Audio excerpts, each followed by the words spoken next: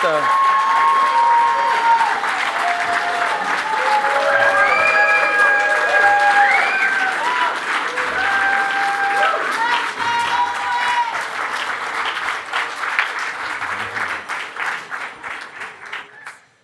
the prayer they said earlier was a Hebrew thing, right? Or this man?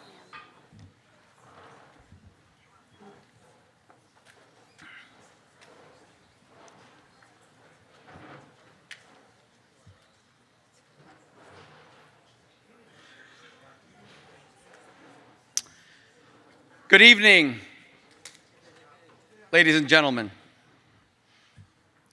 If I appear this evening as tired and somewhat incoherent, you will forgive me. My wife and I just stepped off a plane from Italy, where I have a much different persona.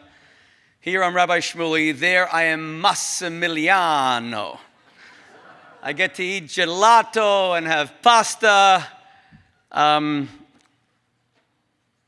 But now I come back to the real world. The World Values Network is very proud to present our new presidential candidate series, focusing on issues that are of great interest to the American public in general and the Jewish community in particular.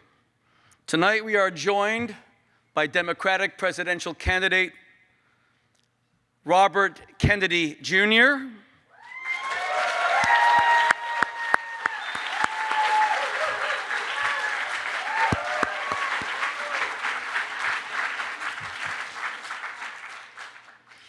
who is currently polling somewhere at about a fifth of the Democratic electorate. It goes without saying that he is a scion of America's most distinguished political family and dynasty, and has been on the American public stage for decades in his own right. There are two things that are different about this evening. Why is tonight different to all the other nights? The first is a very short rabbi is standing in front of you, introducing a presidential candidate.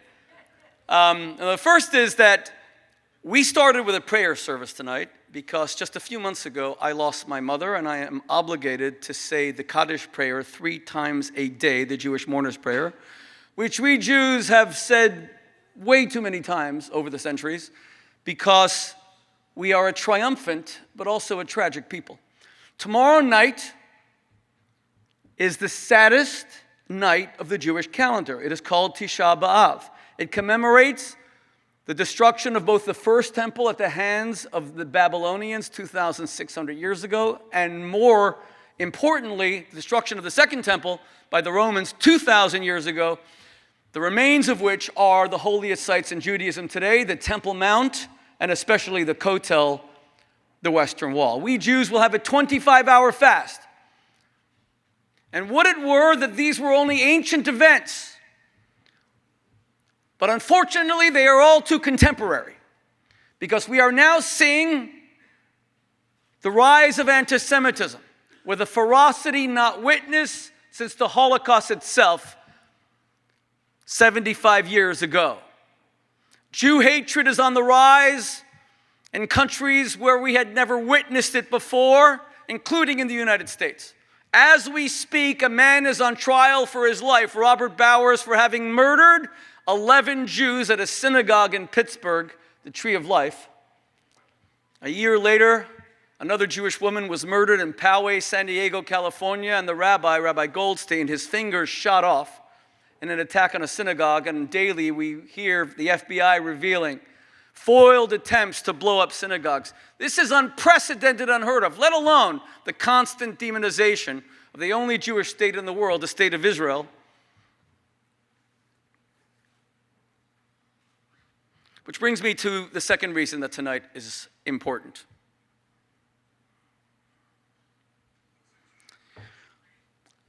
Our organization does not endorse candidates, obviously, and I personally don't endorse candidates, but we do endorse individual values, platforms, ideas, and that's what we're here to zero in on tonight. As someone who was still in shock at the loss of his mother, Bobby, like your mother, I was raised by a single mother. My mother died a month after her 80th birthday. In the recent lecture tour I just did in Europe, which concluded today, my wife and I can only travel to European cities that have a minyan, a quorum of 10 men with whom I could say Kaddish. I couldn't go anywhere else because I can't miss Kaddish every single day, and my whole life is regulated around that for 11 months. I am not over my father's death from 2.5 years ago and my mother's death from just a few months ago. On the 5th of June, 1968, at 12:15 a.m., the man who just won the California presidential primary, Democratic presidential primary, was walking through a kitchen at the Ambassador Hotel where my mother would later work as a teller in the Union Pacific Bank, where I grew up in Los Angeles visiting my mother in that hotel. When a moment of great triumph turned into an unspeakable tragedy.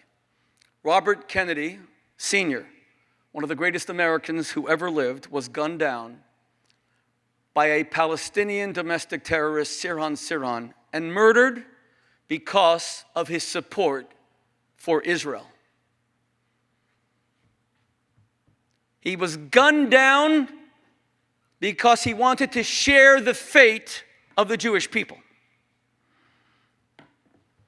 His last act was to speak to a busboy because his whole candidacy was about bringing together the downtrodden, the forgotten, the invisible.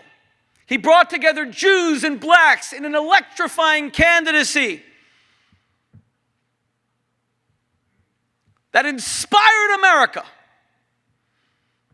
when he informed just 2 months earlier, a black audience that Martin Luther King, the greatest American of the 20th century, had been murdered. It was the only city in America where there were no riots because people felt his heartfelt plea for unity, even in a moment of American shame, the likes of which we had never before witnessed. The Jewish community had a choice to make then when Robert Kennedy was murdered for his friendship with our people. We could have gone to his family and his 10 children at the time and his widow Ethel. The 11th would only be born months after his murder.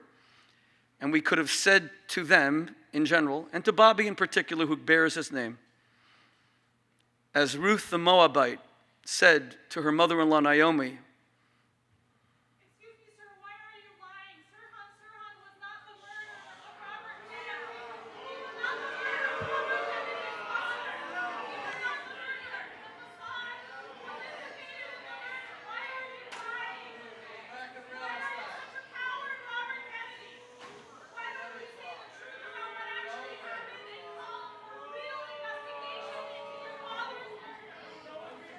Thank you. Thank you very much. Everyone, please ignore her. We could have gone to Bobby Kennedy and his family and said, your father died for our people. Whither thou goest, we will go. Whither thou lodgest, we will lodge. Thy people shall be our people. Thy God shall be our God. Whither thou diest, will we die, and there we will be buried. The Lord do so to me, and more also, if but death part between thee and me. Instead, when Bobby Kennedy was caught on a video offering thoughts about the coronavirus, whether they were wise or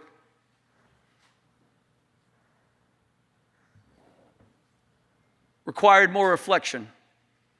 The idea that members of my community began to libel and slander him as an anti-Semite after a single comment, when this man at 14 was the pallbearer of his own father who died and murdered by a Palestinian terrorist for the state of Israel, The idea that he spoke and read passages from the same Bible at a mass honoring his father's soul. The idea that he was then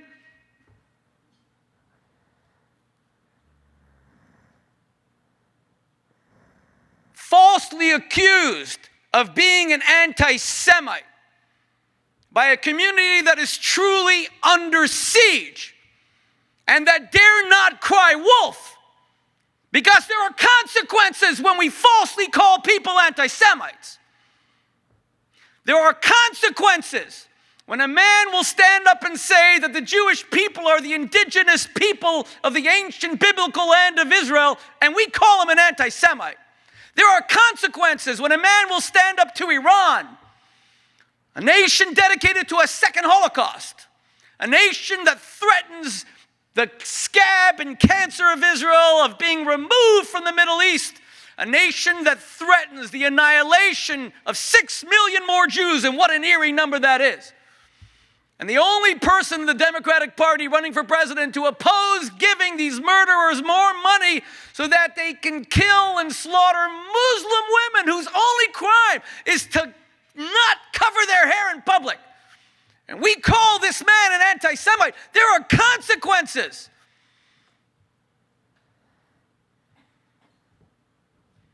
Have we no decency? We have every right to call out comments that are insensitive. The Jewish people have been falsely accused of spreading disease for thousands of years, especially the Black Death and the bubonic plague. And we have every right to ask people to be more sensitive about public comments, lest their words be used by those who hate our nation. But that means addressing people with decency and with dignity. I was walking in Switzerland 3 nights ago when Bobby said something to me that I will never forget. We were speaking on the phone. He said to me, Shmuley, I cannot communicate the personal pain, what it feels like to be called an anti-Semite. I said, Bobby, you don't have to communicate it. I can feel it over the phone. This presidential series was set up before those comments, but it also allows an injustice to be corrected. My friends, I'm passionate about this because as much as I fight anti-Semitism, I fight false accusations of anti-Semitism. One cannot work without the other. My own congressman, Josh Gottheimer, he's my congressman. I've known him for 30 years. We were at Oxford together where I was the rabbi. He put out a statement that Bobby Kennedy, and they're both Democrats, that Bobby Kennedy is a disgrace to the Kennedy name and an anti-Semite. And I wonder, Josh is a good man. Is he the Lord High Chancellor of the legacy of Camelot? Do you know what it's like to tell a man who lost his father when he was 14, when he was sitting in his Jesuit school in Bethesda, Maryland, gets a call that his father is shot, goes on the Vice President of the United States plane, Uta Humphrey, the next day, and is at his father's bedside vigil, watches him die, and you tell him he's a disgrace to his father? Is that what we have come to? Is that what politics in America requires today? Do you know why I like Bobby Kennedy, although I will not endorse him, and not President Biden, and not Ron DeSantis, and not Donald Trump? Because I'm a rabbi, and I'm trying to rise above the political fray so that we have values in politics. But you know what I like about Bobby? That throughout this abominable last week where I have seen this man's reputation savaged, he has not once responded in kind. I even asked him, why aren't you? He said, it's not what I do. Not once. Is that what we have come to? You're a disgrace to your father's name. I've never met you. I don't know you, but you're a disgrace, not to America, but to even your dead father.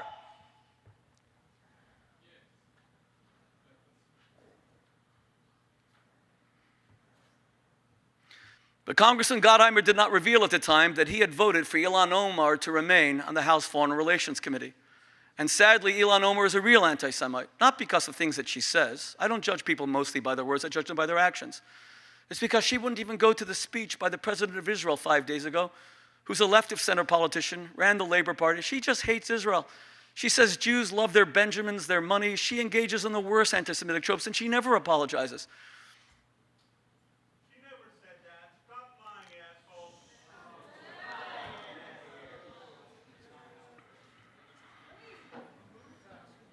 Israel's killing her people.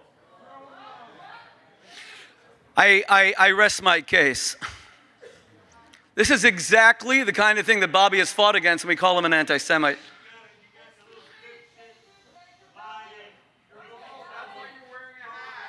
You know, my friends, wait, you know my friends, you know what you're witnessing here? Do you see what I was just called? I am someone with a yarmulke and a beard, and this is what Jews are facing around the world. I faced this in Amsterdam. You can see the hatred, you can see the vitriol, and that's why we need, yeah, you look like you love us. With friends like you, my friends, now you see what the stakes are when we make false accusations amidst ones that have to be real. But let me just finish. Let me finish. This is what the Jewish community is facing around the world. These are the stakes, these are the consequences when we don't get it right. Debbie Wasserman Schultz savaged Bobby at a congressional hearing that was about censorship. How ironic. She tried to censor him. We're going to let him speak. Whether I don't agree with Bobby on the vaccines, I'm quintuple vaxxed. I don't agree with Bobby on Ukraine. I am. And by the way, if I pop off in the middle of the speech, then you guys will know I shouldn't have had them. And if I make it to the end, who knows? But we don't have to agree because that's the whole point. We don't have to hate each other for no reason. The Talmud says that's the reason that God destroyed the temple. People who hated each other for no reason, and America is going there, and we're going to stop it. We're going to have a civil dialogue tonight, but I want to finish that Debbie Wasserman Schultz savaged Bobby Kennedy, said he's an anti-Semite, and she did not reveal that she voted for the Iran deal in 2015 to give these people who want to murder my nation, her people, $150 billion. You know what? You want to know how much money that is? For those of you who say Israel gets $3 billion a year, most America gives in any one foreign aid, it would take Israel half a century to get what that deal gave Iran in unfrozen assets. She also voted to keep Ilhan Omar on the House Foreign Relations, which leads me to this final point. My friends, is it possible that the outrage we heard against Bobby Kennedy had some kind of other agenda? Is it possible that there was an agenda that here is someone who is speaking out in favor of Israel as a Democratic aspirant to the presidency with more passion than anyone since John F. Kennedy and Robert Francis Kennedy? The Democratic Party was always traditionally the most pro-Israel party. Harry Truman recognized the state of Israel within 11 minutes after it was founded. Then we went through 8 years of the Eisenhower administration, which was basically hostile to Israel, including forcing Israel out of the Sinai in 1956. It was John F. Kennedy who changed that. It was Robert Kennedy who raised it to excellence. Lyndon Johnson was also a very pro-Israel president. Now we see Ilhan Omar, Rashida Tlaib. And by the way, I'm not criticizing the Democratic Party. There are Republicans who, like Marjorie Taylor Greene, who say the most disgusting things about Jews, and they should be called up by the Republican Party. We see Republican candidates who blow dog whistles to white supremacists. Utterly unacceptable. Antisemitism fighting it has to be a bipartisan issue. I've gone on way too long in this introduction, only because I want to make one point. Bobby, you and I agree on many things, and we disagree on many things. But the slander that you are an anti-Semite is something that I take personal offense to, which is why I stood up against it, because it is a disgusting, dirty lie. And I thank you for your friendship to my people. We need that friendship. We are a beleaguered nation right now, not understanding why this oldest of ancient hatreds has risen its heads with such ferocity, and we need outspoken, courageous voices like you to fight it. And thank you for being here tonight. Gabe?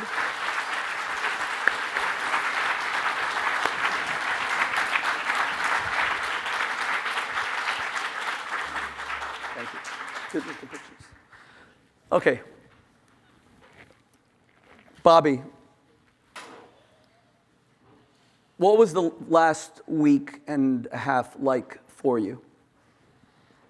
Well, it had its ups and downs.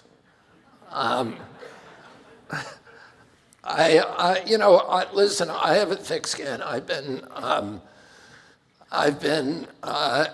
involved in controversial issues for most of my career, and usually stuff, even vitriol and poison does not affect me very much. Or it really doesn't affect me at all. My wife actually complains about that. But the charge of anti-Semitism is one that cuts me. And it hurts me, it hurts Cheryl, it hurts our family. And so that was painful. But I also, when I was sitting in front of the committee and seeing the people who were making that charge against me, my attitude toward them was not hatred or anger. I don't know why they made those charges. I don't believe they believe that I'm an anti-Semite. I've literally never said an anti-Semitic word in my life. But I believe that they probably think what they were doing was right in one way or another. And I think we all have this capacity for self-delusion, to judge ourselves on our intentions rather than our actions. And I think if we're going to really heal the divide between Americans, which is one of the things that I'm trying to do with this campaign, is we can't react even to hatred with hatred. We have to react with forgiveness. We have to react with kindness and generosity. If you harbor resentments, it's like swallowing poison and hoping someone else will die. It corrodes our own souls. So I think for me, my reaction was appropriate, I think, which was to say that that's not true and to try to have my say, but to not react, as you pointed out, with vitriol in return. Well,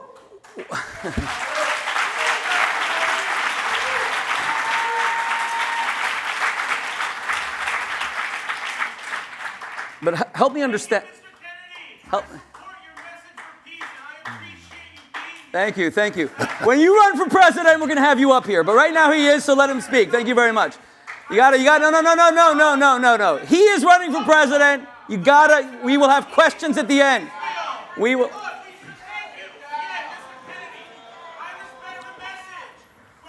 We're going to have questions at the end, and if you're quiet now, I'll choose you first, okay? If you're silent now, I'll give you the first question. If you're not,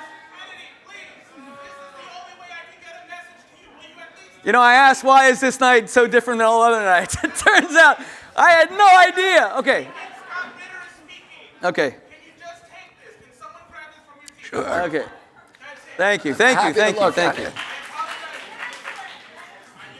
Bobby, help me. Thank you for your apology, but thank you. Okay.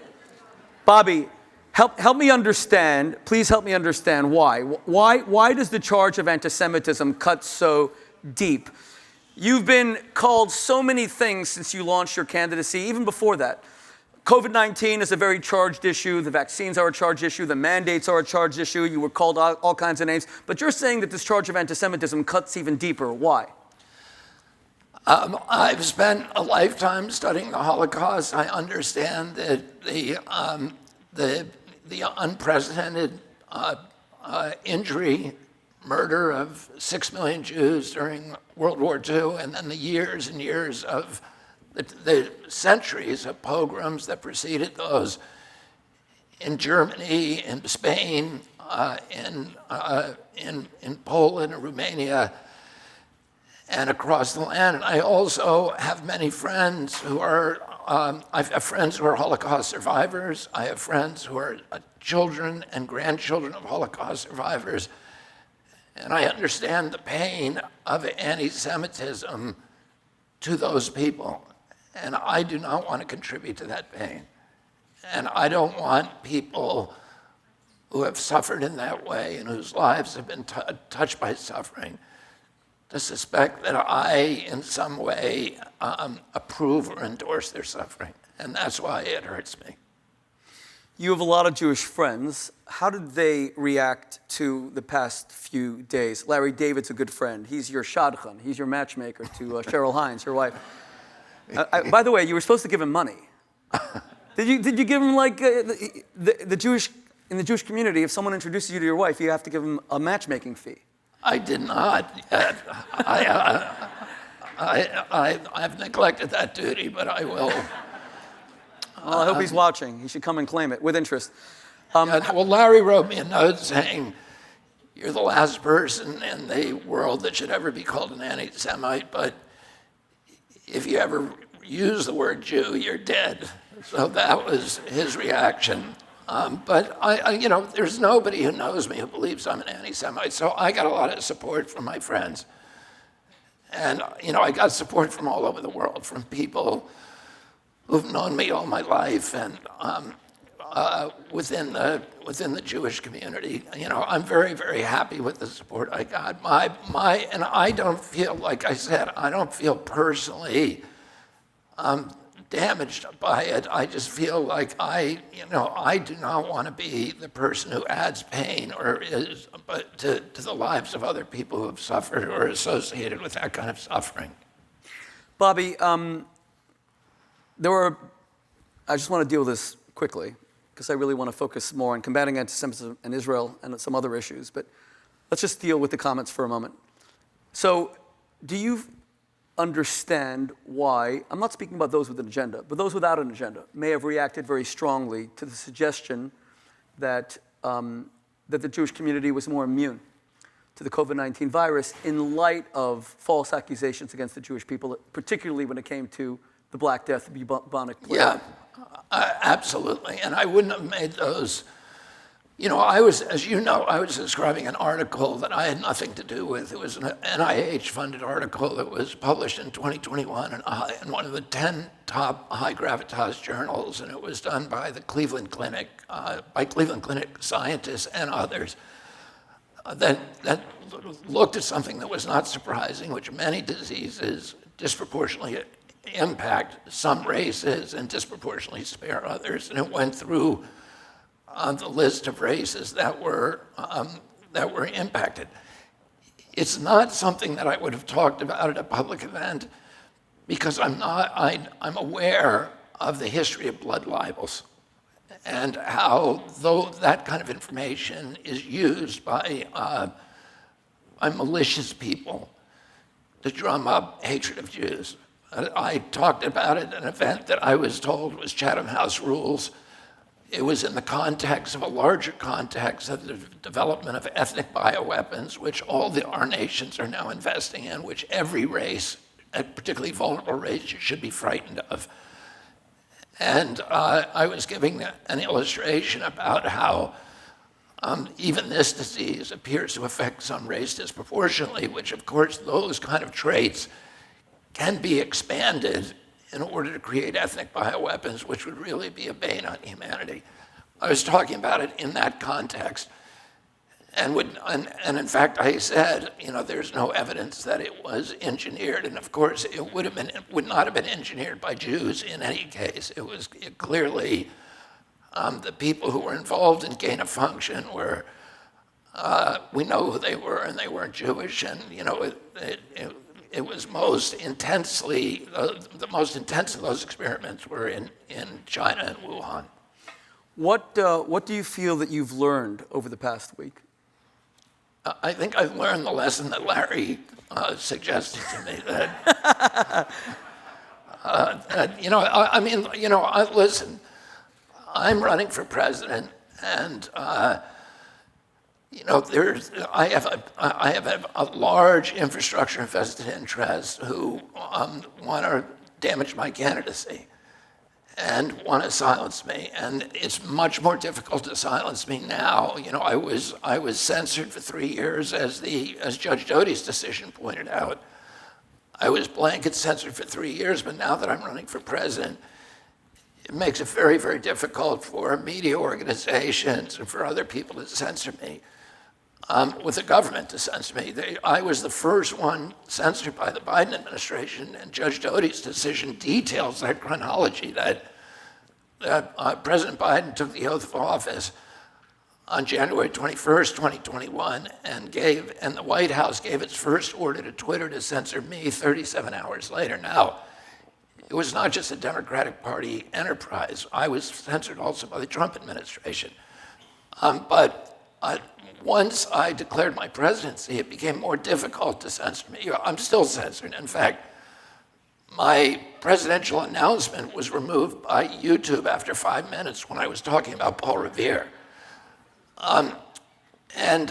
But there's another way of censoring people, which is called targeted propaganda. It's also known as character assassination.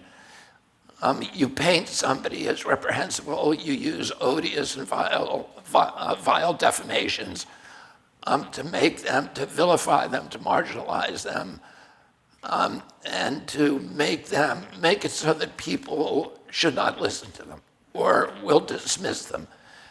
And that is the kind of censorship that I'm now dealing with. And I'm not complaining, by the way. I'm just pointing to a fact, and that that I, as a candidate who's aware of these things, I should have been more careful about what I said, because I know that anything that I say is going to be used, it's going to be distorted, and it's going to be weaponized against me. But conversely, the presidential platform provides a microphone to the world like no other. You can stand up for things you believe in like in no other race, in no other campaign, which is why we're here tonight. Not just to talk about defensive issues, but I have one more to go to, but also the positive. But one more thing here, because I want to make sure that we just deal with this so that we can move past it. The other thing that was raised by your critics was your having met with Louis Farrakhan. And President Obama met with Louis Farrakhan, but he wasn't called an anti-Semite. You and I talked a little about Nation of Islam. I told you that Malcolm X's daughter had been to our home for Shabbat many times. Malcolm X had a fascinating growth period as a human being, ending his life assassinated February 1965, but as a great man who was really beginning to see the huge vistas of the human condition. But he himself turned against the Nation of Islam because he felt that it had an anti-Jewish, an anti-white message.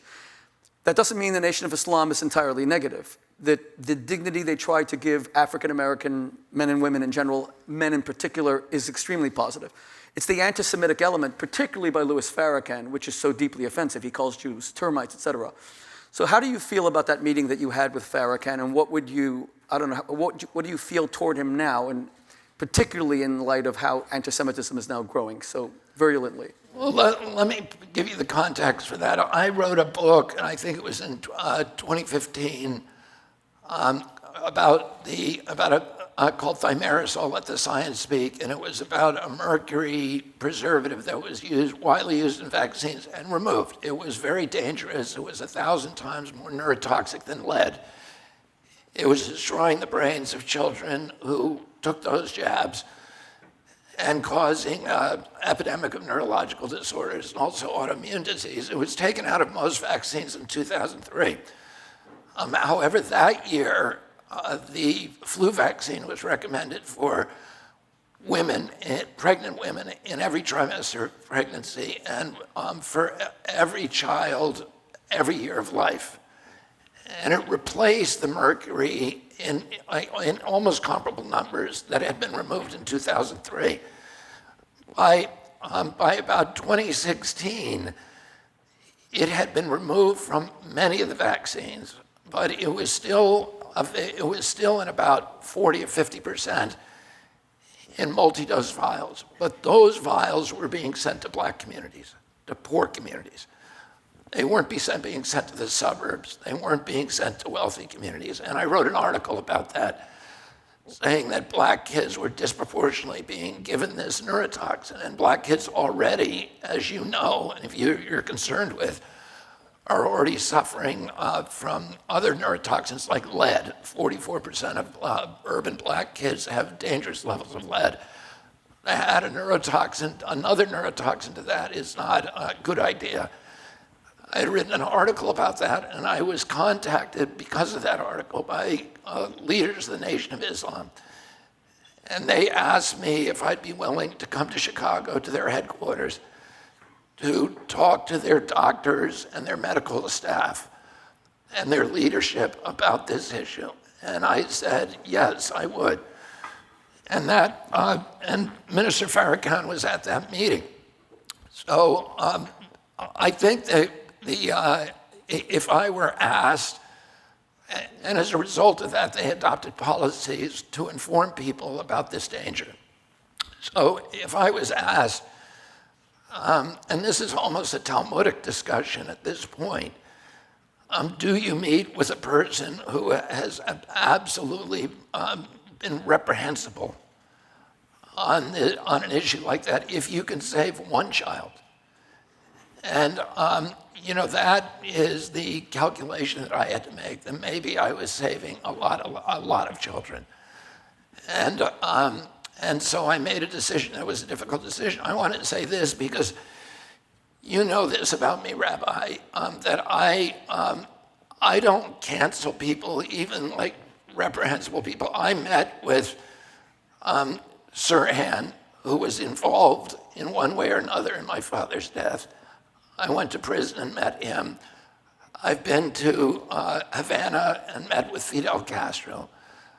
I've met with many people with whom I disagree on many issues. And I think at some point, even people, first of all, I think everybody ultimately is redeemable, and that we need to talk to each other. If we're going to heal divisions between us, you can't do that by marginalizing your enemy.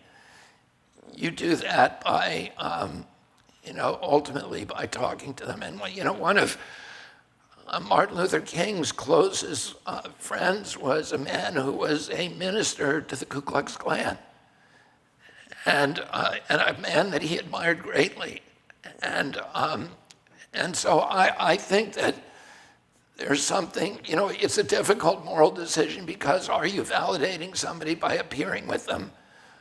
And are you, even though you don't adopt their hatred, but is it worth meeting with somebody anyway and letting them know that your values are very different, but that we need to be talking to each other? Listen, that's a fair point. And if we had the time, we would veer from a discussion just about anti-Semitism in Israel and talk about that. We don't have the time. But I would like to just suggest that there's two possible moral approaches. The first is, if you're going to meet with someone like Farrakhan, who calls Jews termites, but you're doing so to save black children, and your father created a unique alliance between blacks and Jews in his 1968 presidential campaign. But if you're going to meet with him, then the first thing you need to say to him publicly is, Minister Farrakhan, I find your views on Jews reprehensible. It's beneath you. You're looked up to by millions of people. This is an abrogation of your responsibility as a leader to ever look at a human being that way and to speak that way about another human being. And I think it's about speaking truth to power. And I did have a conversation like that. I did not make it public, but I had that conversation. But it's a fair moral dilemma. But there are people that we do end up legitimizing that we have to be careful with. But be that as it may, let's now move to Israel. Bobby, I lived in England during the, let's call it, I was a rabbi at Oxford University, during, let's call it the Corbynization of the Labour Party in the United Kingdom. So Israel was supported by the Labour Party, the Conservative Party, and little by little the whole Labour Party was lost, and that's the way it remains in the UK till today. The Conservative Party, Rishi Sunak is seen as very pro-Israel, Margaret Thatcher, John Major, but the Labour Party has kind of been lost. And the Jewish community made peace with that. There's many in the Jewish community here in the United States who are kind of looking at the Republican Party and saying the same thing. Trump was the most pro-Israel president. He moved the embassy. He recognized the Golan Heights. Obama gave us the Iran deal, and they're kind of writing off the Democratic Party. I don't believe in that in the slightest. And I was suggesting before that your incredibly strong pro-Israel posture may be why, I mean, you're challenging an entire party right now to almost go back to the roots. So let's talk about that for a moment. What is your connection to Israel? What do you think about Israel? And what do you think about the Democratic Party's posture vis-a-vis Israel? Well, my father was in the service in World War II. My uncle was killed in World War II. My Uncle Joe, my uncle John Kennedy was the only president who's ever been awarded the Purple Heart. His boat was his PT boat was cut in two, and he was presumed dead for 10 days before he was found on an island in the Solomon Island chain. He and his crew, who he had rescued. My uncle Billy Hardington was killed during the war, and I was born in 1954, and the war was still, a major preoccupation in our house, and the question of what had happened to the Germans in World War II and how a race of people that was the most educated, civilized, and humane race had descended into that kind of barbarism, and there was, it was a subject of constant debate and attention in our home, and it was the Holocaust was regarded as the nadir of modern human existence, and so I grew up with those assumptions and grew up believing that the state of Israel was this extraordinary, blossom in the desert. It was an oasis of democracy, of values, of human rights in a midst of sea of totalitarianism. And I made that assumption. I assumed that my children would feel the same way. I was shocked in recent years that my kids coming home from college had a very different narrative about Israel that they had picked up from their, from the Gestalt, from the milieu. And that narrative is the narrative that has been adopted in recent years by the Democratic Party, which sees Israel as an occupying nation, an imperium, oppressing indigenous Palestinians, and as you know, as a racist state and an apartheid state. And part of my campaign is going to be a major piece of it is going to be explaining to American citizens why that view is wrong, and making the moral case for Israel. Israel, as you know, is the only place in the Mideast where there's freedom of expression for all citizens. 1.9 million Palestinians in Israel, and they vote. Palestinians serve in the legislature. They serve in the courts. They serve, I believe there's 3 Palestinians on the 12-person Supreme Court. There's no place in the Mideast where there is a Jew on any court or any legislature. Maybe in Morocco, there may be some public officials who are Jewish, but nowhere in the Mideast. It's the only place where women have rights. As you know, this week, people in Iran are being jailed. Women are being jailed for wearing habibs or not wearing habibs. It's the only place where gays have rights. There was 2 weeks ago a gay pride parade in Israel with 150,000 people in both Tel Aviv and Jerusalem. At the same time, the government of Iran is hanging gays from cherry pickers and castrating them. And that is true throughout the Mideast. It's the only place where there's freedom of religion, where you are free to practice any religion that you want in Israel. It's the only place where you can have freedom of expression. A Palestinian who wants to criticize his government had better do it in Israel. It's the only place where he can do it. If he does that in the West Bank, he will be tortured and killed and arrested, or in Gaza. And the Israeli Supreme Court, and I've been a critic of the current reforms or the modifications of the Supreme Court in Israel. I can criticize Israel without being an anti-Semite. I want to talk about that in a minute.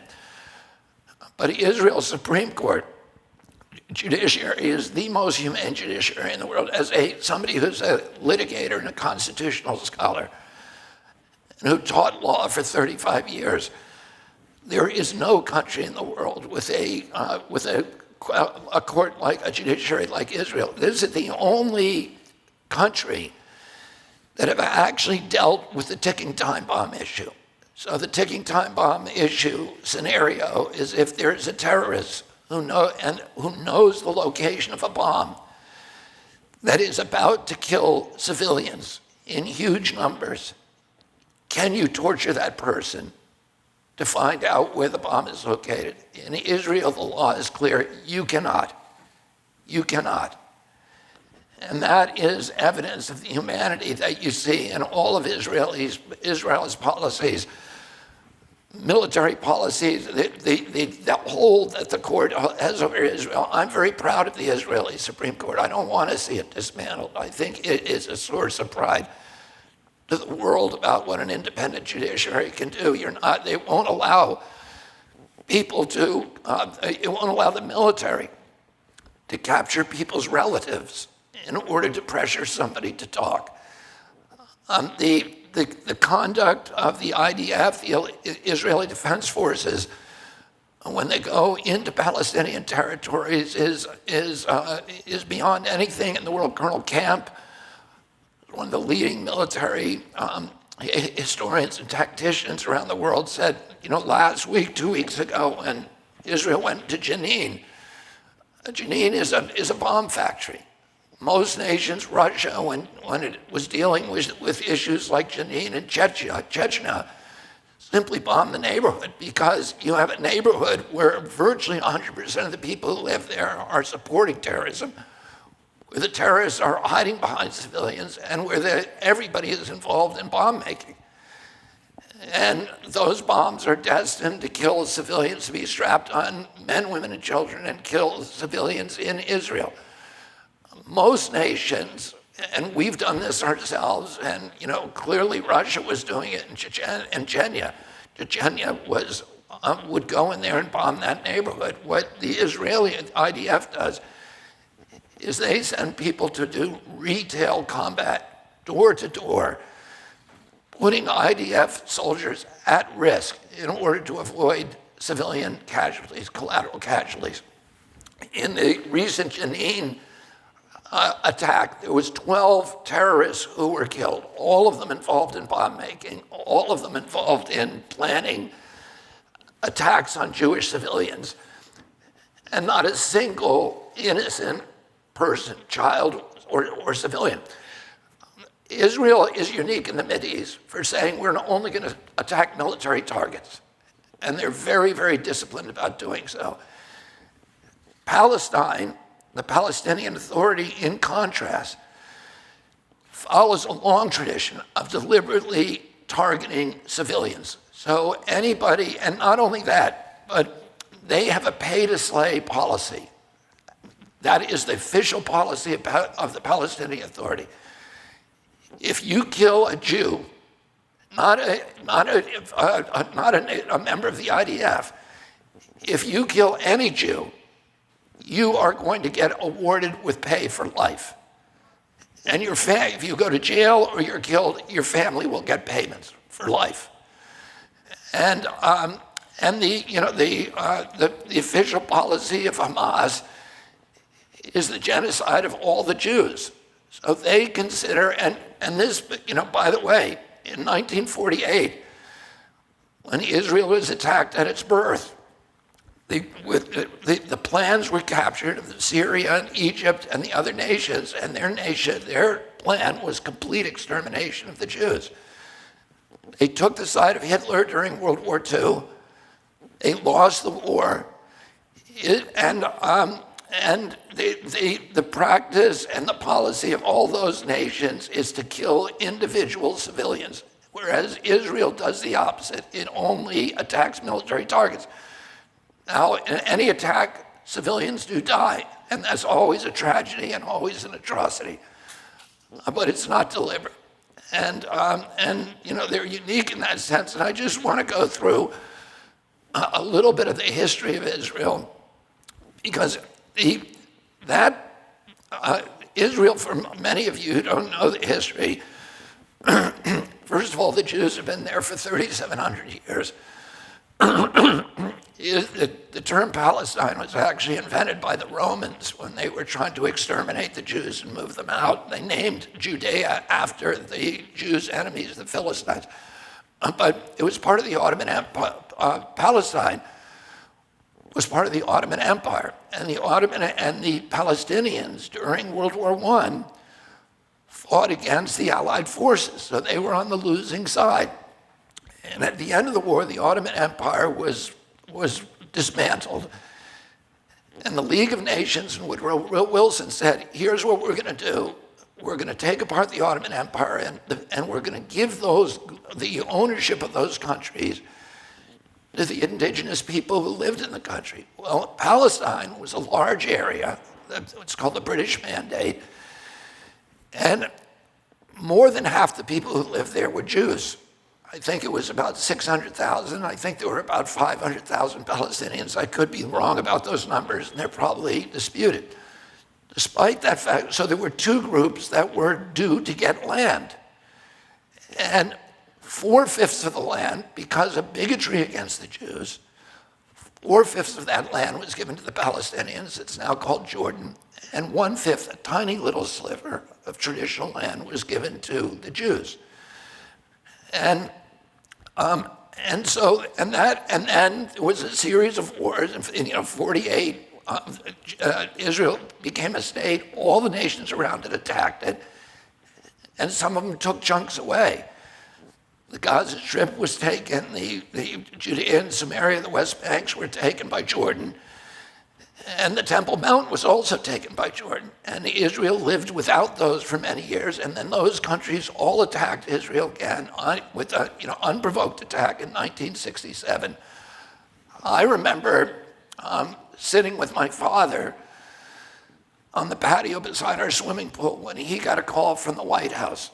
And somebody on that phone told him that Syria and Egypt had just attacked Israel, and Jordan would soon join it. Israel said to Jordan, please don't attack us, and we won't touch your land, we won't attack you.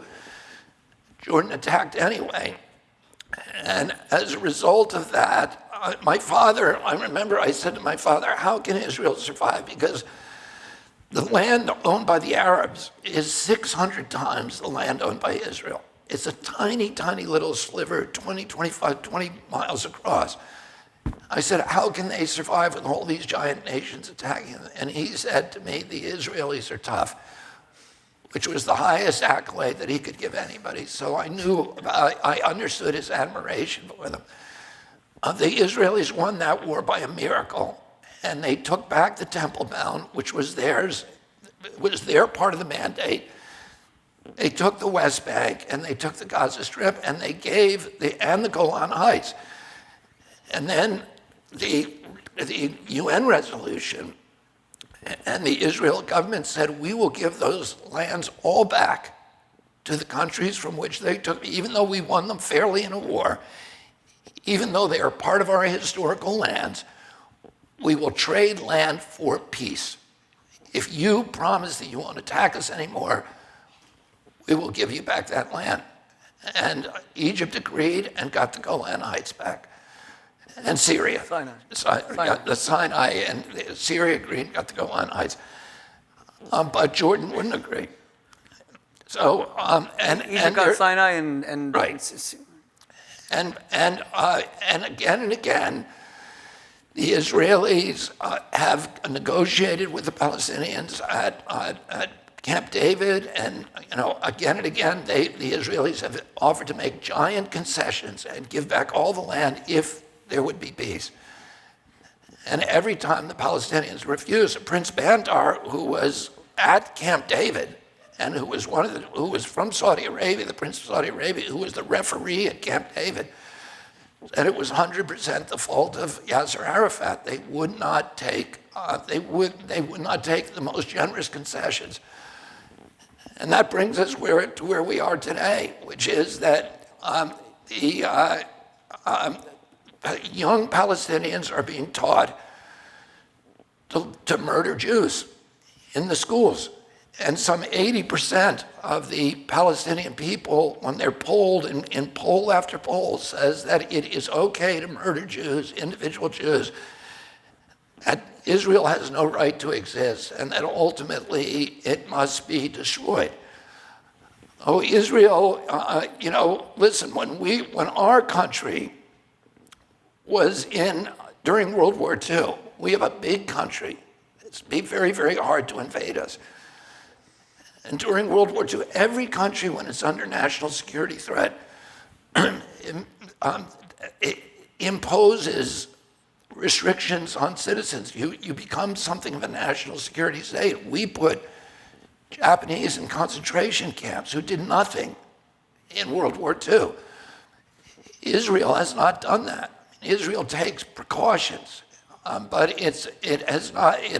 Every Palestinian, the 1.9 million Palestinians who live in Israel vote and they participate. They're not called to the army. They're not required to serve like other people are. I'll say one other thing. During the Oslo Accords, one of the agreements during the Oslo Accords was that Palestinians had a right to return, who lived in Israel, had a right to return to Palestine. And they assumed that hundreds of thousands of them would do so, and they would be given land in Palestine. And they would live under the Palestinian Authority. There's a lot of empty land in Palestine, and they were given the right to go there. It was assumed hundreds of thousands of them would take advantage of that offer, but only 4,000 went. And why is that? Why did they prefer to live in Israel? Because of the freedom of Israel. Because if you go to Palestine, Palestine is a kleptocracy. Yasser Arafat died a billionaire. His wife is a billionaire. The people who run Hamas have $700 million. And we give $800 million a year to the Palestinian Authority. They use some of that money to pay people to kill Jews, civilians. So, and these are issues you may dispute with me, but you need to think about them. And these are the issues that I talk to my kids about and that I want to talk to the Democratic Party about. Because the current narrative about Israel is not an accurate narrative. It's a narrative that is, that ultimate, and listen, if you want, everybody can criticize Israel. That's not anti-Semitic, but if you criticize Israel and you are applying a different standard to Israel than to the countries around it, if you take the United Nations, passed last year something like, 50 or 60 resolutions against Israel, more than all of the other countries in the world combined. And yet, there are many, many countries that have really reprehensible human rights records, and they never get reprimanded by the UN. Oh, if you're holding Israel alone to this standard, and you don't hold nations that standard that are much, much worse than Israel, and you have to wonder whether that is not anti-Semitism.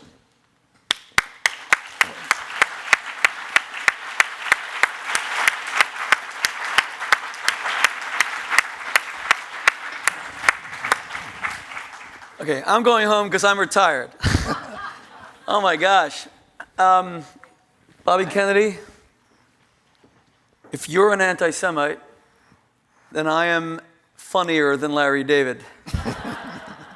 If you're an anti-Semite, then I am People Magazine's sexiest man alive. If you're an anti-Semite, then I really should just eat my yarmulke right now before the fast tomorrow. I'm very involved in trying to protect Israel. I have a son who's in the Israeli army right now. I have another son who served in the Israeli army. I have a daughter who served in the Israeli army.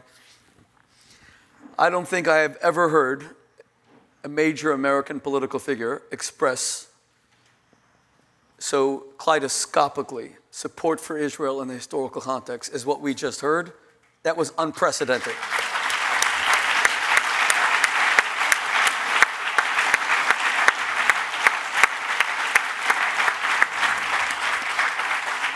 I want you all to know that was really unexpected, and it causes me to issue a challenge.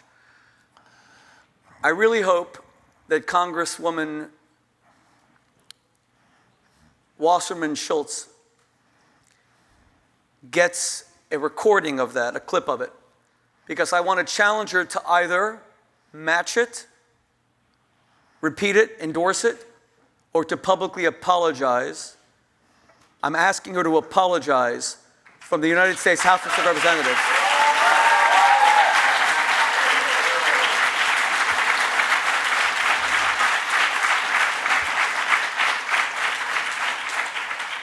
And I'm asking the same of my congressman, Josh Gottheimer. Josh, you and I have known each other for 3 decades. You'll see this clip. You should either repeat, endorse, or place on your own social media everything that Bobby just said. And if you do, we can all call this even. But if you don't, you owe Bobby Kennedy an apology for calling him anti-Semitic and saying he's an embarrassment to the Kennedy name when, as he just said, he has an uncle who volunteered for what was almost a suicide mission in the Second World War. Joe Kennedy Jr. gave his life for the United States. Your family became a Gold Star family. Your father, we've spoken of the incredible affinity he felt with our people. Yeah, to be honest, I don't even have words. That a man who just said that could be called an anti-Semite. Honestly, I just don't have words. Bobby, the Kennedy family is a little bit like the Jewish people. Triumphant and tragic at the same time. Sadly, there's a lot of symmetry. You're the most famous political family in the United States, maybe the world, but you've suffered unspeakable tragedy. How do you survive something like that? Do you see your family as triumphant or tragic or both? Well, you know, my mom told us when we were little that, we were discouraged from complaining and about, whatever happened. And my mom would say to us, everybody takes their licks. There's kids in Harlem and the South Bronx who lose both their parents to violence, to bullets, and they don't have the family that you do. They don't have the resources, the education, the access, the values that we were given and drilled into us from when we were little. It gave us tremendous resilience. And my mom said something when one of my brothers died, and I said to her, does that hole that they leave when they die, does it ever get any smaller? And she said, and she has experienced a lot of death by then in her life, including both her parents killed in plane crashes, her brother killed in a plane crash, and many, many other tragedies. And she said the hole never gets any smaller, but our job is to make ourselves bigger around the hole. And the way that we do that is we take the best virtues of the people who have died, and we try to integrate those virtues into our own character. And in doing that, we provide that person with a kind of immortality, because they're now living through us, the best parts of them. But we also make ourselves into a larger human being, and that way the whole gets proportionally smaller. And, I think of that a lot of times. I lost 2 of my nieces during the pandemic. And, as you know, I lost my wife who took her own life. And 2 of my brothers, my cousin John, who is my closest friend, and his wife. And in coping with those tragic circumstances in my life, I've been able to utilize that piece of wisdom that my mother gave me, and take those tragedies and try to help other people through, try to lighten the burden of the other people who are enduring them. To know what to say, to console them, and to try to make something good in my own character come out of each of these tragedies. You said earlier that you're not going to strike back at your critics, that you're running a different kind of campaign, that you're not going to engage in the gutter. And I've seen you almost, is it Jesus-like, to turn the other cheek? I've seen you hit and struck this whole week. I've seen family members come against you. And by the way, I'm sure Bobby would not say this, but to the extent, I don't know Jack Schlossberg, Bobby's second cousin, but to the extent that he felt the need to kind of go low, it's one thing, we can all respectfully disagree with things politically, but when you start using the word embarrassment and when you try to play a game of one-upmanship of who's more of a Kennedy in a family, that doesn't appeal to me personally, especially when you don't reveal that, okay, you support President Biden. President Biden is a good man, but he did make your mother the ambassador to Australia, and she deserves it. Caroline Kennedy is an incredible woman, but it does create a conflict of interest. You have an obligation to tell that to the public and put your criticism in context. So I'll say those kinds of things because I'm not a member of your family, and I try to heal families. I don't like to see this kind of conflict. You never strike back that way. Can someone like you survive a presidential contest? I mean, what Trump has shown us over the past few years is that he's a counterpuncher. He always says that. He counterpunches.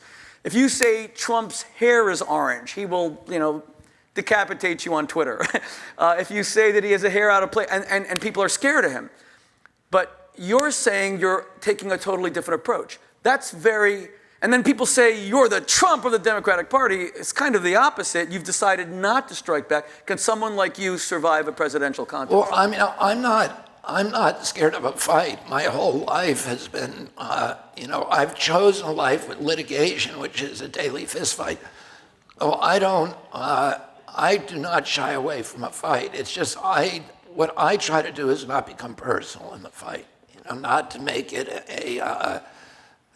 not to go after somebody personally, but I will, I think President Biden is wrong on a lot of issues. And so I spend my time talking about those issues rather than his personal problems. And for me, that's just a better way to live. But I get up every day ready to go to war. It's just the rules of war for me are to keep my own peace. To focus on the issues and not on personalities? Exactly. I'm going to ask you two more questions, then we're going to go to questions from the audience. Would you sign an Iran deal? Well, I can't say that I would not sign an Iran deal. If Iran needs to do two things in order to be integrated into the community of nations. One, it needs to give up plans to build a nuclear bomb. And and I said, do you think they need any kind of nuclear program? No, they don't. I mean, Iran is an energy superpower. It has one of the largest oil reserves in the world. It's completely energy independent. It's an energy exporter. There's no reason that it needs a nuclear power plant. Nuclear power plant is not economic. It's not good for the environment. It is, and the only reason they want it is to build a bomb. And I said this. I'm anti-war, but I said this during in 2002 when we were going to war with Iran. I said this war, or Iraq. I said this war is going to expose us as a paper tiger. It is a war that we shouldn't be going in. It's a preemptive war against somebody who never did anything to us. Saddam Hussein doesn't harbor terrorists. He had nothing to do with the World Trade Center attack. He doesn't have weapons of mass destruction. And we're going to expose ourselves and we're going to weaken our country the same way that we've weakened our country now with Ukraine. We're going to weaken America, and we should save our strength for something that's important. And that most important thing, military objective for us, should be to prevent the launch of a nuclear arms race in the Mideast, which will be the end of humanity. oh, our policy should be that nobody now in the Mideast should have nuclear weapons because of the danger to all of us. And the U.S. should use its moral authority, its economic clout, and even if it's military as necessary to prevent the development of nuclear weapons by any Mideastern nation. I've said that for over 20 years, and I think that that's really, really important. So Iran should get, there should be no deal with Iran unless Iran pledges verifiably not to have a nuclear weapons program. Number two, to change its policy of funding Hamas to kill Israelis and to fund the genocide of Jews. And those two things. Would you insist that they stop all genocidal rhetoric against Israel? Well, I don't know how you can patrol that, but I would say there, any official document that that's what they should be doing, and I would, of course, urge them to do that within whatever terms that I had leverage on. But yeah, I think that's what needs to happen if we want to bring them into the community of nations. And by the way, the money, the $152 billion that we're shipping over there, that we're trying to give, that the Biden administration is trying to give them, that money was money that was impounded by the U.S. from Iranians whose assets we froze. The money does not belong to the Iranian government. It belongs to individual Iranians, and we should not be sending it to the Israeli government because it's fungible. And of course, it's going to end up building their nuclear weapons program. And funding terrorism. Yeah. Okay, my final question. Bobby, your father in 1968 famously put together a coalition that was so unpredictable. It was essentially Latino agriculture workers, Cesar Chavez, the African-American community who loved him, Native Americans, which they weren't the biggest part of the American electorate. He highlighted them. In our first conversation, I told you that, I've consumed so many books about your father, the things he said about Native Americans, the places that he went, let alone Appalachia, and then finally the Jewish community. And that would seem to be the odd person out, because I have a very close relationship with the black community. And I've defended people like the Reverend Al Sharpton, who's a very good friend, also against false charges of anti-Semitism. He always says to me, Shmuley, you and I disagree without being disagreeable. For all those people who say that Al Sharpton's an anti-Semite, when Kanye West praised Hitler and called Jews money grubbing recently, Al Sharpton came to our Hanukkah event at Carnegie Hall, lit a menorah, and condemned his remarks. And Shimon Peres, Israel's foreign minister at the time, of course also prime minister and president, we hosted Al Sharpton together right after the 9/11 attacks in 2001. But many people in the black community, they don't see a natural affinity with the Jewish community because they say to me all the time, Shmuley, I feel that the Jewish community has kind of forgotten its roots. You guys have become prosperous. That's obviously not true. Not all Jews are prosperous. We're like every community. Some are not. But your father seems to have seen what others did not see, that in those four constituencies, Latino agriculture workers, Native Americans, the black community, the Jewish community was not a privileged community. It was like a persecuted community. He was trying to give them voice, that Israel was a vulnerable democracy. Like you said, Israel's 1967 military victory was not foretold, it was miraculous. How much of your own affinity with the Jewish community, first of all, if you could even address that, I'd appreciate it, but how much of your own affinity with the Jewish community comes from your father? You revere your father's memory. The way you write about your father in the book American Values is just beautiful. The picture you have on the front cover of being on his back is just beautiful.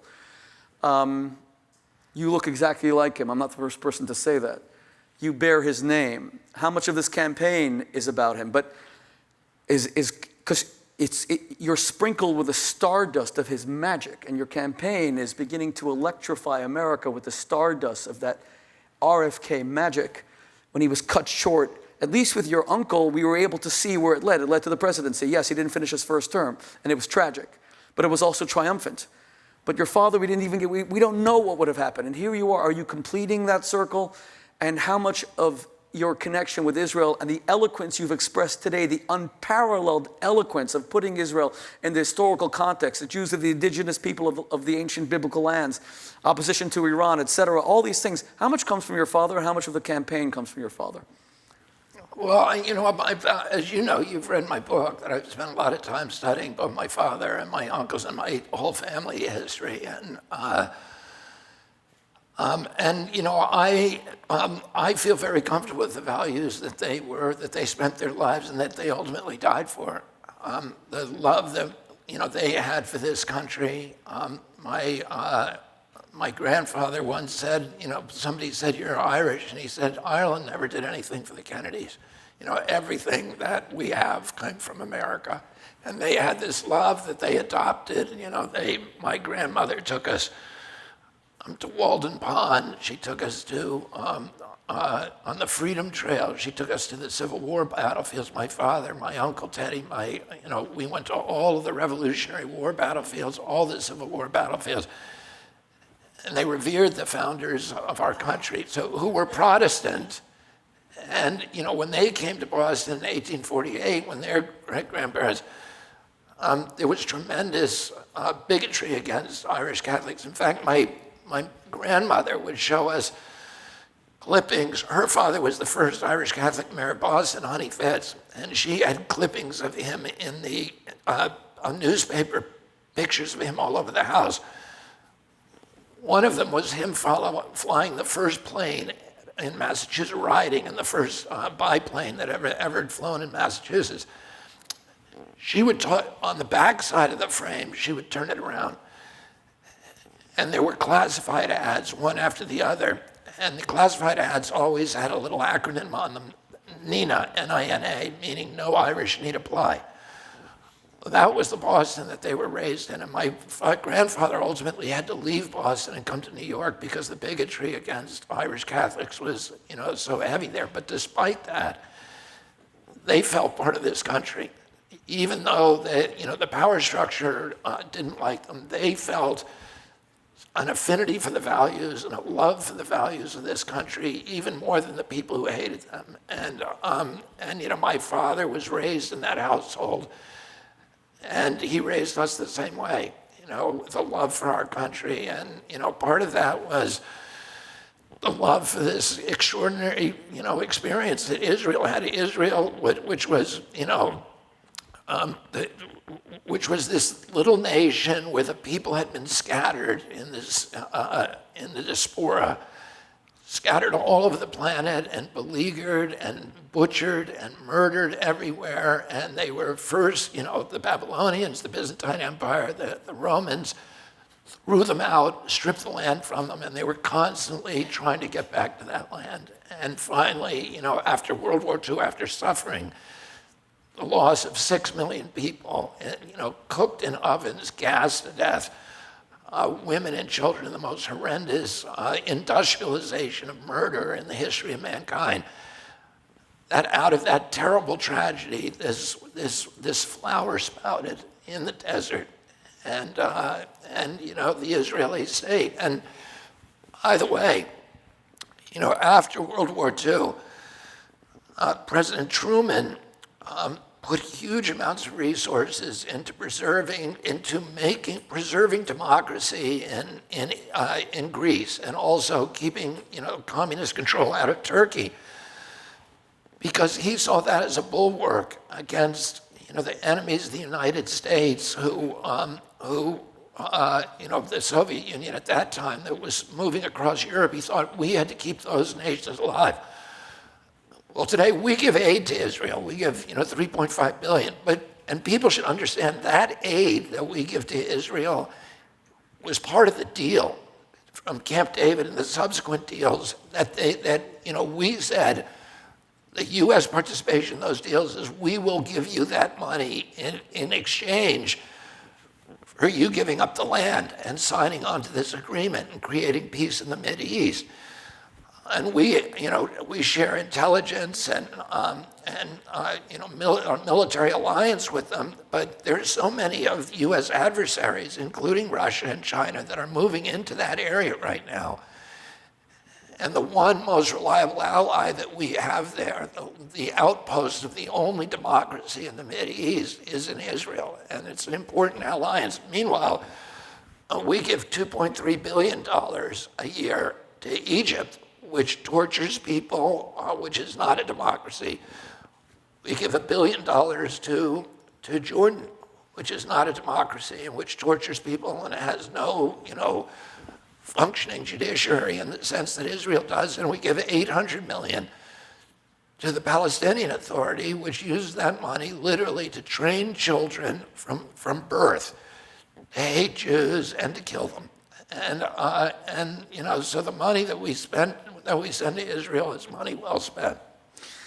We're about to go to questions, and we're going to end at 10 o'clock, so it'll only give us 20 minutes, but we're going to do as many as we can. But I want to say one thing to you, Bobby, as we transition to the questions.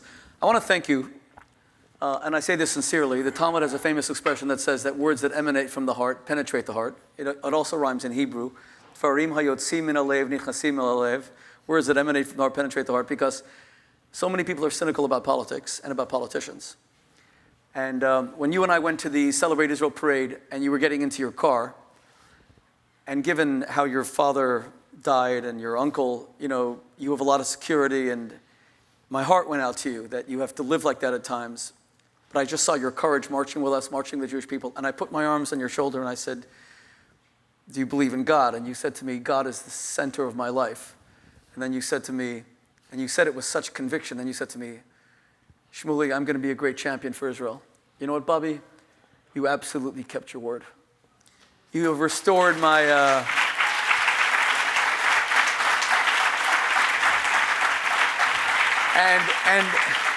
And any American Jews who have slandered you this week, I'm asking them to do the right thing and to apologize, because this was extraordinary. Extraordinary. Okay, so we have a microphone. We're going to do 20 minutes of questions. I only ask two things. Number one, do not make a statement, ask a question. Number two, keep it brief. Let's go. No, wait. No. We can't. I should say number three. Go ahead, the woman in the red. Go ahead, please. Gentlemen, thank you both for tonight. My name is Vivacha Max Victor. I'm a proud Iranian-American Jew. So many of my fellow countrymen and women back home in Iran are being tortured and brutalized on a daily basis. Why do you think the leaders of the free world are allowing the torture, brutality, and executions to continue? And what will you do to help the Iranian people? Thank you. Yeah, thank you for that very, very moving description. And that is exactly why we should not be sending money. I mean, we just sent $2.5 billion, or we're just committed to send $2.5 billion to Iran. We shouldn't do that until that. We should be boycotting them until those kind of crimes stop. And that's what I'll do as president. Thank you. I just want to add one thing. My father was born in Iran, in the city of Esfahan, which is a UNESCO World Heritage Site. It is the ancient imperial capital of Iran. I am Iranian American. To see the tragedy of this country from which I stem, and a community of Jews that is the oldest on earth, older than Israel. My family has been in Iran for 2,500 years. They left before Khomeini. My father left when he married my mother, who was an American, in the 1960s. To see the full tragedy of Iran is something that should be heartbreaking. A few years ago, we hosted the Crown Prince of Iran, Reza Pahlavi. Let's be honest, Iran was not perfect under the Shah of Iran. There was the Savak, a military police that also tortured people. But the worst estimates of political dissidents who were killed by the Shah and by the Savak is probably 3,000 to 3,500 people. That is, you can never compare tragedies. But the brutality of the mullahs is so overwhelmingly worse that it is shocking that we give them any money. It is shocking that there isn't a global cry against how the Iranian people are being brutalized. I'm not speaking now about the genocidal threats against Israel or a nuclear weapon, with the Iranian generals saying that Israel's a one-bomb state, that it's good that Israel was created because now the Jews are all congregated into one place and one bomb will create a second Holocaust. I'm talking about the Iranian people, that nobody gives a damn about Iranian women watching how they were shot. 1,000 of them over the past year shot at demonstrations is sickening. That nobody cares that Iranian women who are married to a man that wants to get rid of them can literally simply accuse his wife of adultery, and the judicial system in Iran is such that you are guilty until proven innocent. So you accuse your wife of adultery. She has to prove she did not commit adultery, which is an impossibility. And when she doesn't, you dig a pit and you put her into the pit. And this was shown in that extraordinary real documentary and book written by a French journalist, no friend to Israel, this particular journalist, called the stoning of what was it called? Soraya, yeah, of Soraya M. She is stoned to death by her male issue, by her children. This is happening today, not 1,000 years ago. And the world watches it, and we give these brutes money so they can slaughter the Iranian people. Thank you for your question. Thank you.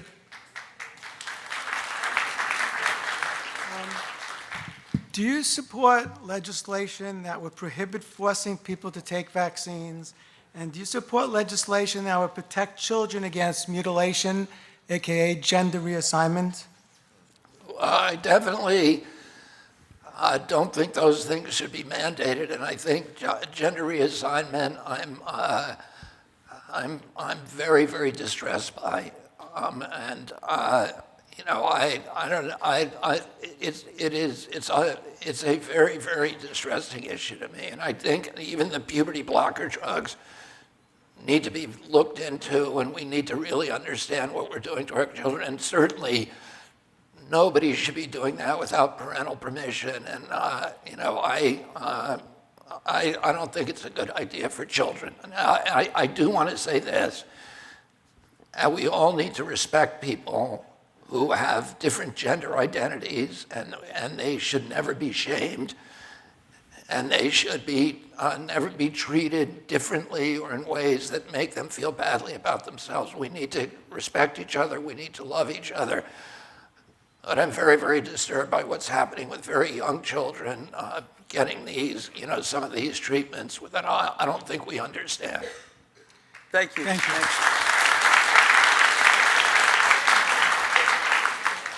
I have two questions. One, can I get an autograph? The second, and this is a very important one, you have proven to be a very formidable force against Biden and the establishment.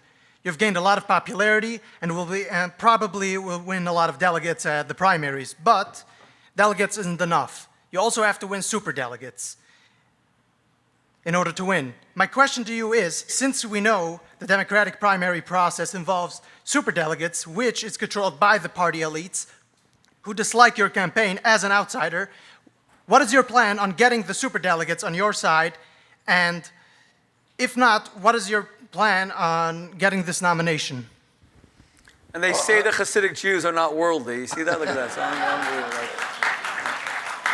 I'm wondering if half the political black belts in this room know what he's talking about, but that's good. Okay, it's an excellent question. Yeah, you know what, I'm up against a very, very formidable force in the Democratic Party.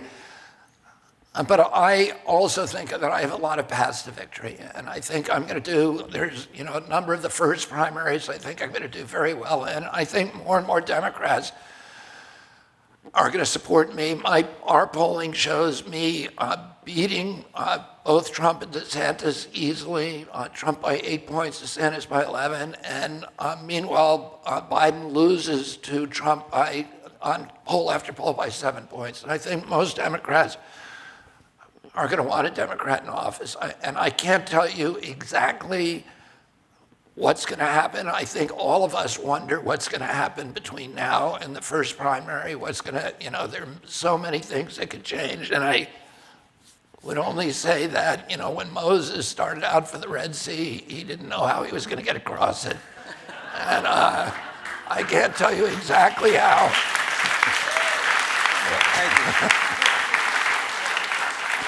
Well, like Teddy Kennedy, he had a big stick, so he got across. Go ahead. No. Yeah, but right after, please. Yeah. Go ahead, please.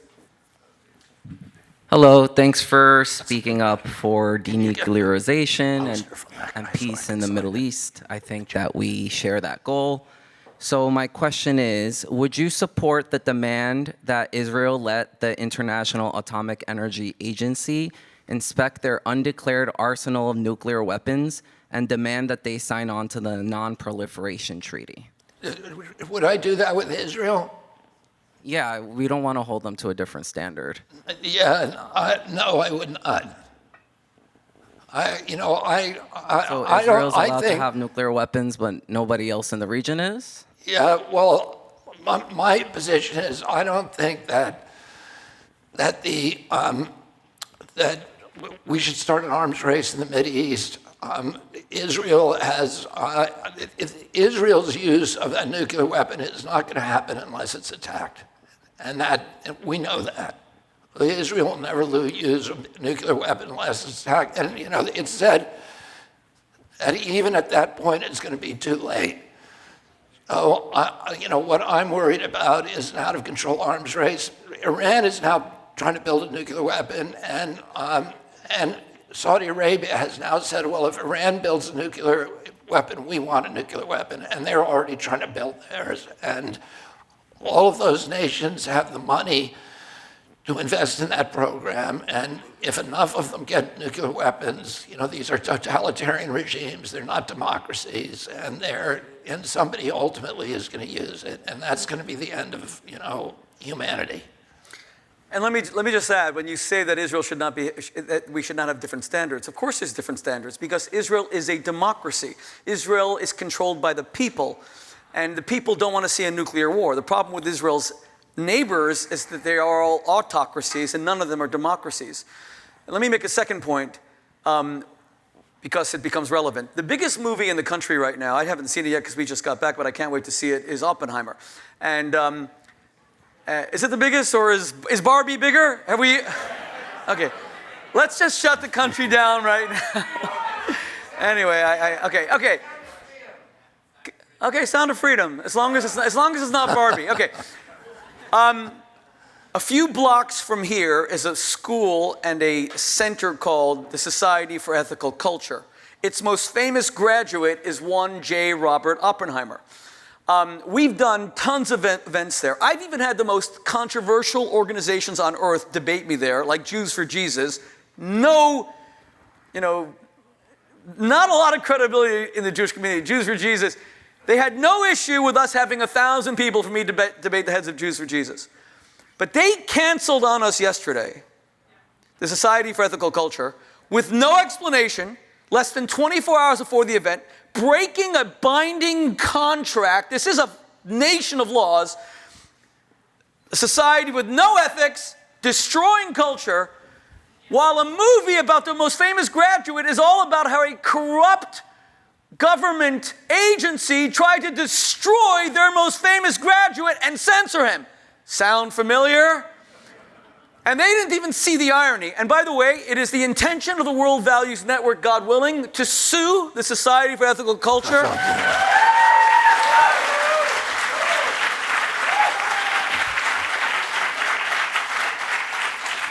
For the serious damages inflicted upon us in their cancellation. And now we're here in the Glass House. Thank God we found this venue. And to all of you who are the executives at Society for Ethical Culture, just remember, people in glass houses should not throw stones. Okay, next question, please. As a fellow Cape Codder, I just want to, I think I'm uniquely qualified to express my admiration for your obvious integrity, intellectual integrity and moral integrity. Thank you. What part of the Cape are you from? Hyannis. Oh, great. We're down the street from the compound. During the COVID era, it gave me so much hope and made me feel so great when you spoke out for the ability to question the medical, it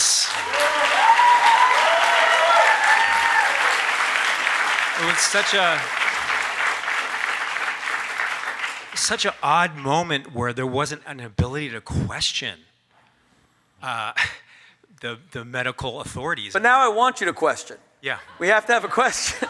Okay, sorry. So on those lines, do you think big money is the reason for a lot of this getting rid of the First Amendment, not allowing us to question, which is such an American thing to do? Is it big money? Is that what's happening? The corporate money, the World Economic Forum? What's going on? It seems so puzzling to me that this is happening in D.C. Yeah, I mean, I think it's big money and power and institutions, by their nature, want to acquire more and more power, and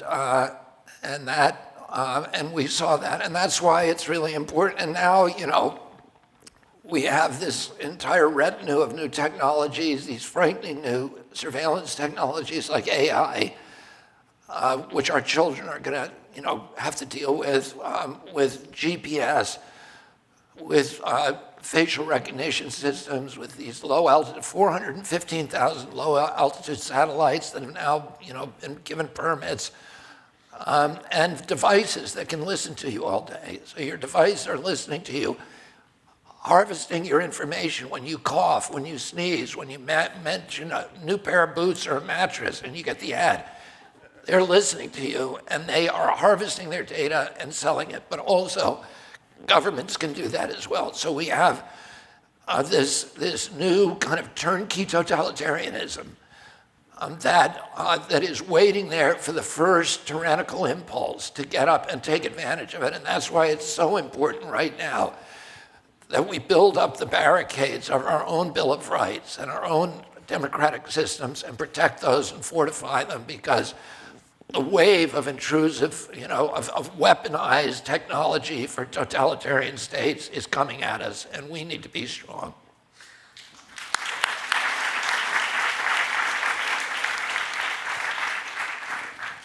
The COVID-19 vaccines are beyond the particular discussion we're having tonight, but I should say, because I'm sure it'll come up, that the first time I met Bobby, I said to him, not only that I was quintuple vaxxed, as I said earlier, but I also told him that the World Values Network has a giant gala that we do every year at Carnegie Hall. And I want to acknowledge Gabe Bella's here, and where's Julie Bernstein, who helped, the main organizer of tonight. Thank you, Julie, wherever you are. God bless you. Came all the way from Miami to organize tonight. And Stephanie from the Kennedy team, Stephanie Spear, God bless you, Stephanie, and all the people who are Bobby's team. We're very devoted to him. But I told Bobby that we honored Albert Bourla, the CEO of Pfizer, for developing the vaccines. That's the first thing I said to him. And I said,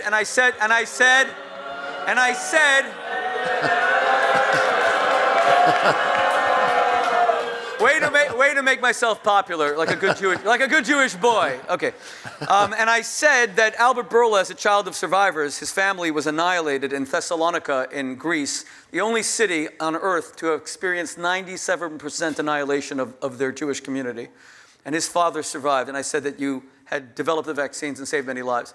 Bobby did not do what you just did. He didn't boo me. He may have disagreed with me, but you know what makes his campaign unique, and I'm calling on President Trump and President Biden and DeSantis and Nikki, everybody, to emulate his lead. You can actually disagree with Bobby and still have a strong intellectual bond and a strong and deep friendship. You don't have to choose every single side. That's a brain-dead America that none of us should endorse. A brain is not a liability. Okay, the next question, please. Well, you know what? There are most Orthodox Jews in America will probably agree with Bobby. I'll say they were very religious. They were anti-vax. I'm pro-vaccine. But you know what? Why can't we just talk without booing each other? I just don't get it. Go ahead, please. Hi, yes. First of all, I would like to thank you for your position on mandates. As a Jewish woman who cares for justice, I do have a question. It's been about a year since U.S. citizen and journalist Shireen Abu Ablaka was shot by the IDF. It is known through both video and forensic science that it was definitely the IDF and that they targeted her. Are you willing to commit to calling for Israel to extradite the soldier to the U.S.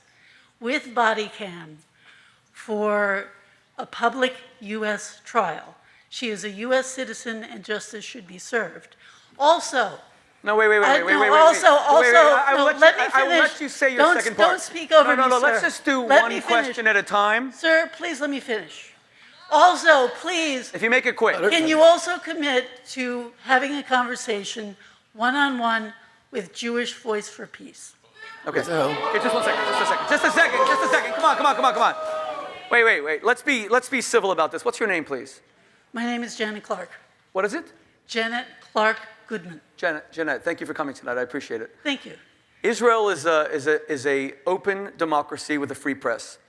I didn't ask you, by the way. No, excuse me. Well, you know no. what? Bobby will answer in a second. But I am going to correct misinformation.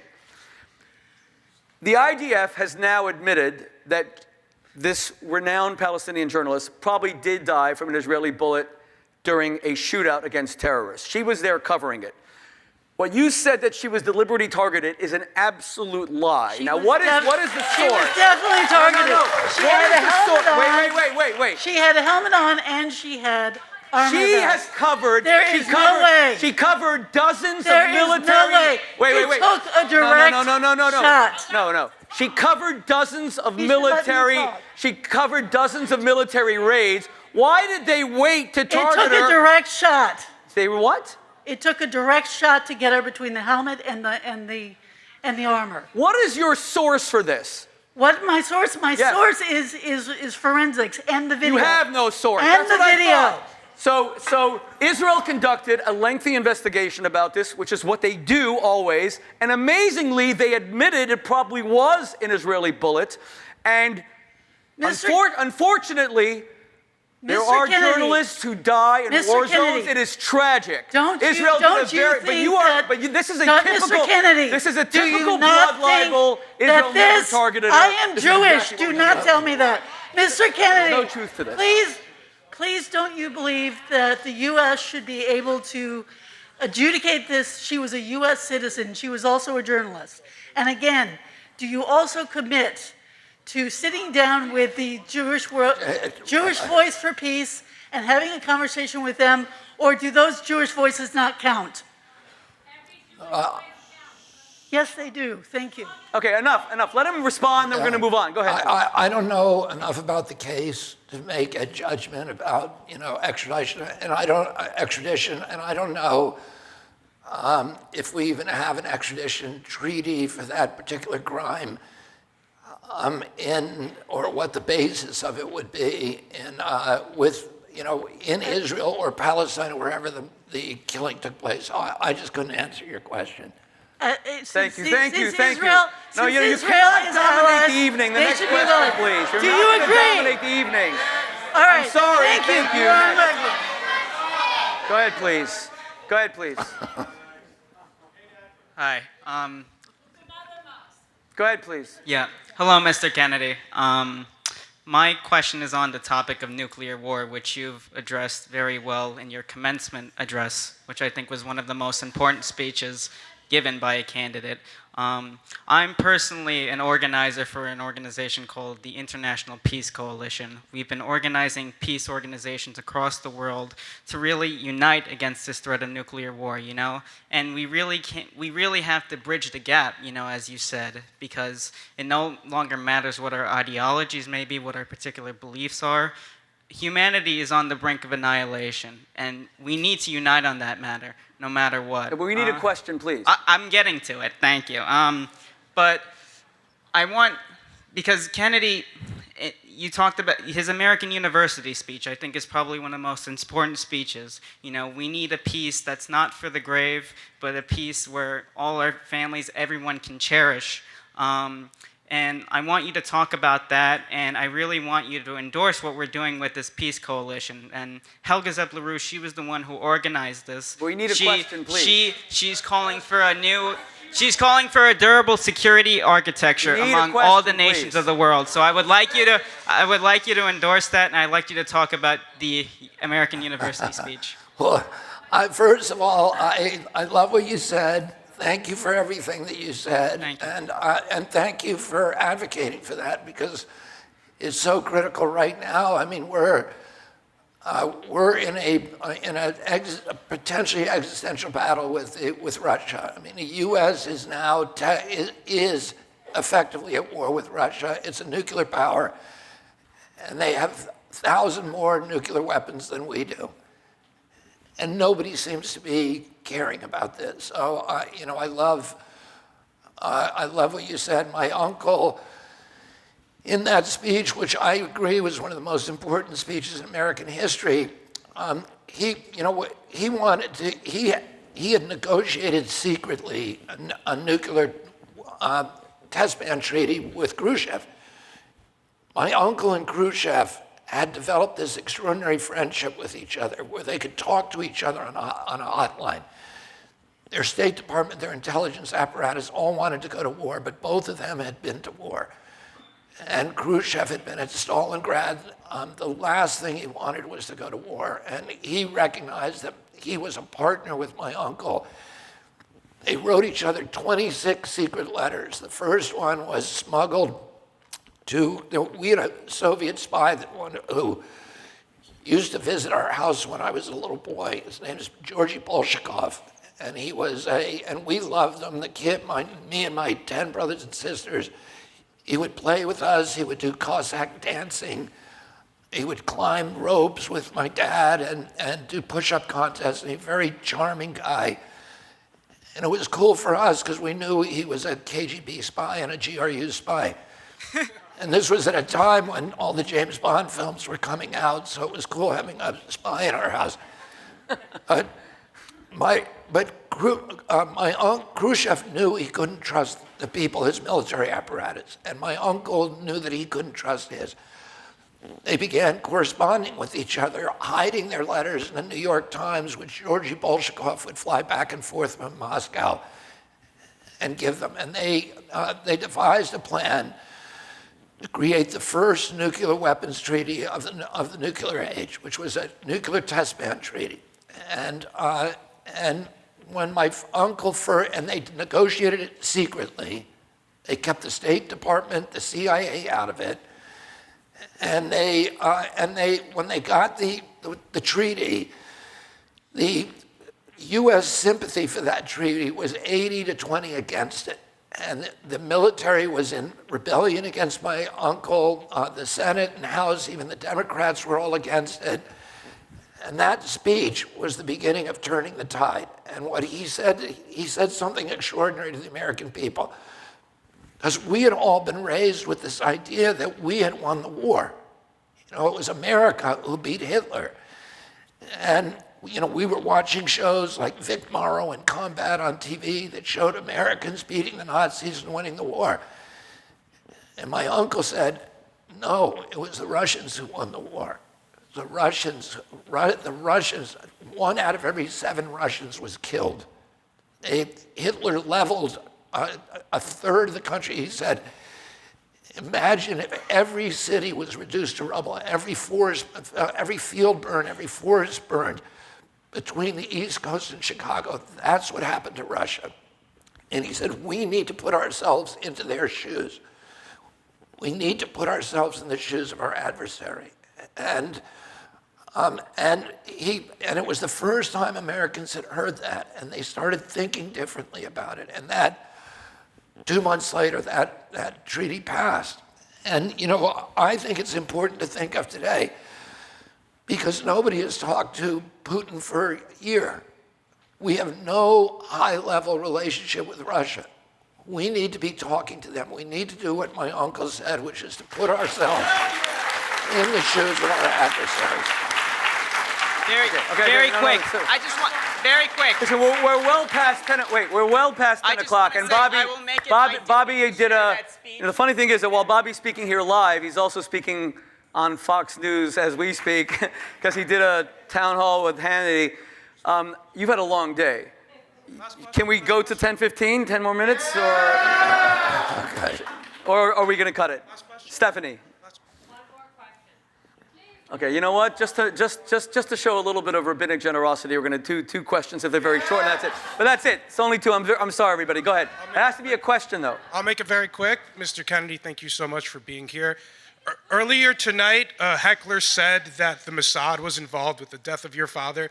Do you think in any way that the Mossad was involved in the death of your father? I don't think so. Good. Thank you. Okay. Hello, Mr. Kennedy. How you doing tonight? I just wanted to say thank you, like other people did, for your stances on the Ukraine war and on mask mandates and all your anti-establishment positions. But sir, on the issue of Israel, you are in lockstep with both militaristic, duopoly, pro-war parties. Israel is an apartheid state. Israel is, we know. Let him speak. Let him speak. Israel. He has a right to speak, but it has to end with a question. I love my Jewish people, but they are killing Palestinians every single day. Let him speak. In Israel. Let him speak. The Israeli government is killing Palestinians, sir. Why are you in lockstep with the Democratic Party and the Republican Party in your unconditional support to Israel? Is it because you are afraid of them calling you anti-Semitic? The answer to your question is no. That's not why. All right, thank you.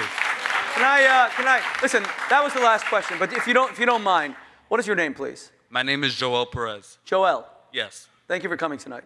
And your question was very legitimate. I don't agree with it, but of course it's legitimate. Thank you for asking it. May I just say one thing, if you don't mind? Of course. Let's imagine for a moment that everything you said is true. Let's imagine Israel's an apartheid state. I've heard worse. I debated in the Oxford Union last year. And by the way, I want to get Bobby to the Oxford Union because his father spoke there in 1967, January 1967. I was told by Israelis debating me that Israel's a Nazi state. Israel's a Gestapo state. I've heard worse. So let's say it's all true. Let's say the worst about Israel is true. It's a apartheid, Nazi, racist, imperialist, expansionist, occupation state. Do you also care about the fact, and the estimates are that between all the wars and everything, that something like 63,000 Palestinians have died, civilians, militants, soldiers, 60. Someone at the UN said 420,000 the other day. She was forced to apologize. Even she was forced to apologize. Does it also bother you that 600,000 Arabs have been murdered by Bashar al-Assad in Israel's neighboring state, including through sarin, poison, mustard gas? Have you spoken out against that as well?